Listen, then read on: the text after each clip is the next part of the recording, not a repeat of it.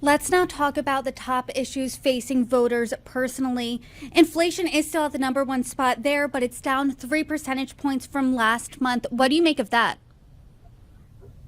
Well, I think that voters are still concerned about the economy. But if you were to go back to last summer, the concern was through the roof, right? And I think gradually it's come down. It's sort of plateaued. Almost half the people still think that they see themselves as worse. About 60 some odd percent see the economy is in the wrong direction. But the intensity of that has come down. But people see inflation. They see that they overwhelmingly see that the increases in prices as sticky, and inflation coming down when they're stuck with higher prices doesn't help all that much, right? Because the truth is they're facing themselves, they're facing higher prices. So I think that is kind of a really big factor here, but at least it's not accelerating. If it were accelerating, I think Biden wouldn't have a chance. Where it is now, it's getting more and more manageable as an issue.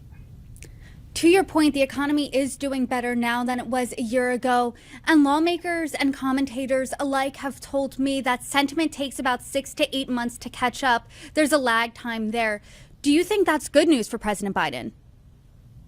Well, he's got a few months for it to catch up, but I also think in election years, they sort of stop believing anything around August.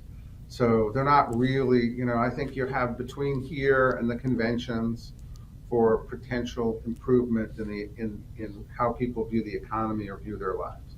But if you ask most people, are they better off today? That's not a good question for Biden.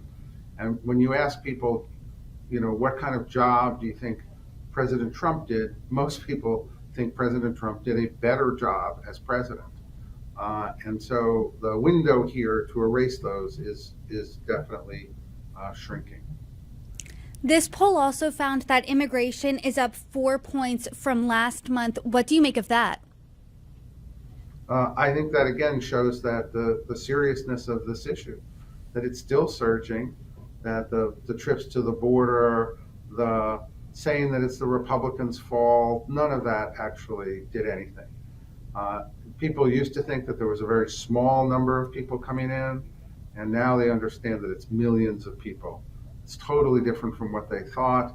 Biden administration's got to do something about it. It's the number one issue dragging this administration down.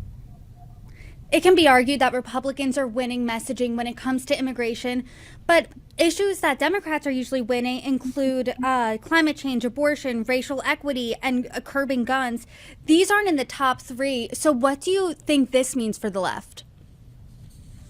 Well, look, I think the left has had remarkable support within the party itself, and that too much of the Democratic campaign is, in fact, uh, oriented towards trying to increase turnout among left wing voters while abandoning swing voters. And I think that's why Trump is winning in virtually every poll, because the left is going to come out to vote against Trump.